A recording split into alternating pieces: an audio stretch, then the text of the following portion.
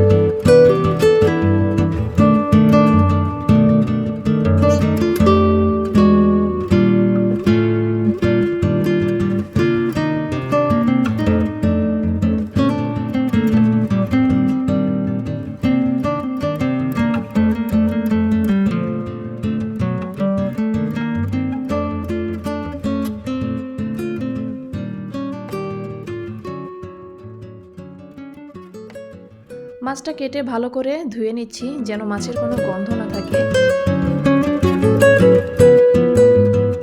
এখন রান্না করার জন্য কয়েক টুকরো মাছ নিয়ে নিলাম। তাতে দিয়ে দিলাম হলুদের গুঁড়া, মরিচের গুঁড়া এবং লবণ। হলুদ, মরিচ, লবণ দিয়ে ভালো করে মাখিয়ে আমি মাছটা ভেজে নেব।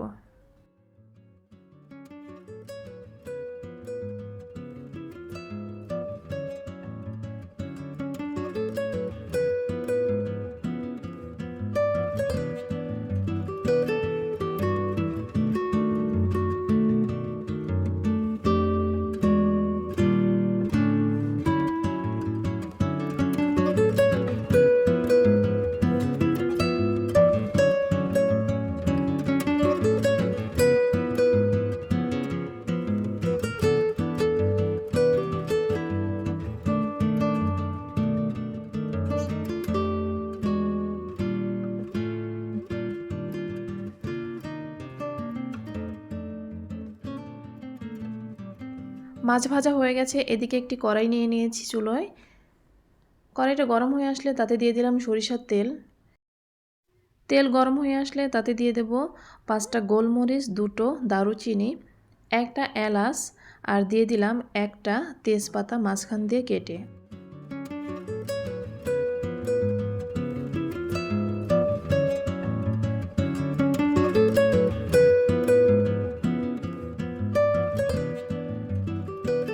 কিছু সময় নেড়েচেড়ে এখন দিয়ে দেব 3 টেবিল চামচের মতো পেঁয়াজ কুচি।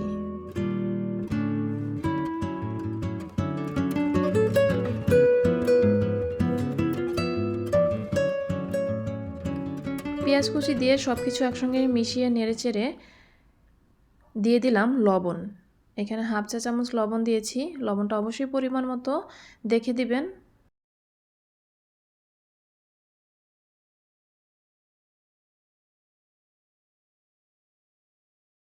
পেঁয়াজ কিছুটা নরম হয়ে আসলে তার মধ্যে দিয়ে দিলাম 2 থেকে 3 টেবিল চামচ পেঁয়াজ বাটা। দিয়ে দিলাম রসুন এবং জিরা বাটা 1 চা চামচ করে।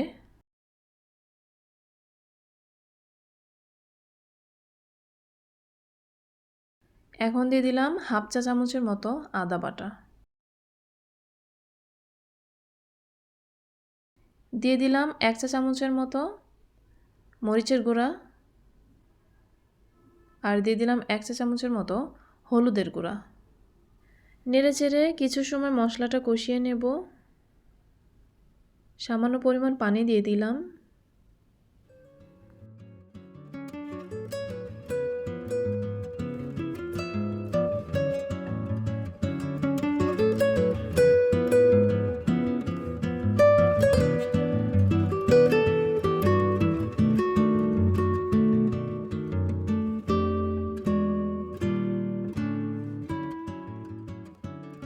এখন দিয়ে দিলাম 1 টেবিল চামচের মতো গুঁড়ো দুধ।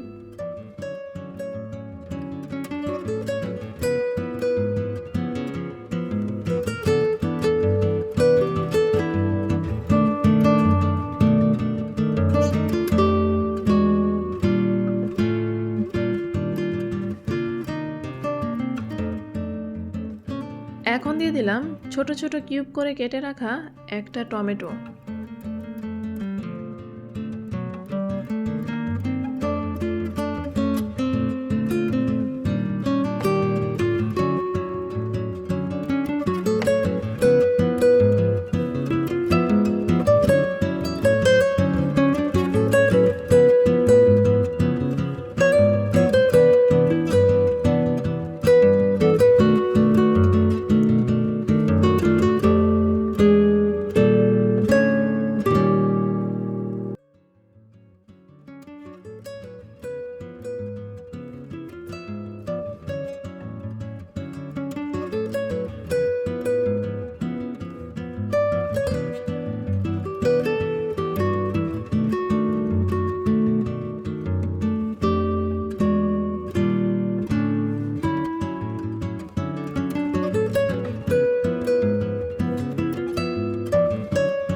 এখন দিয়ে দিলাম 1 কাপ পরিমাণ পানি।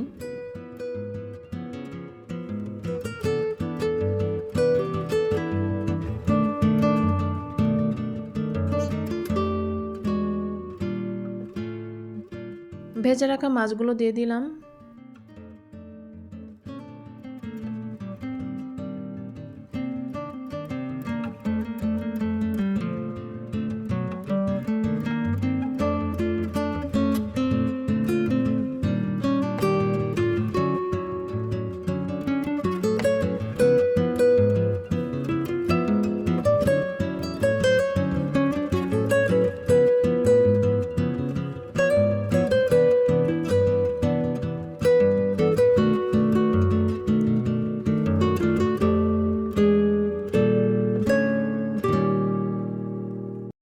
এখন দিয়ে দিলাম কয়েক টুকরো কাঁচামরিচ। কাঁচামরিচের সামনের চিকন অংশটা কিছুটা আমি কেটে দিয়েছি।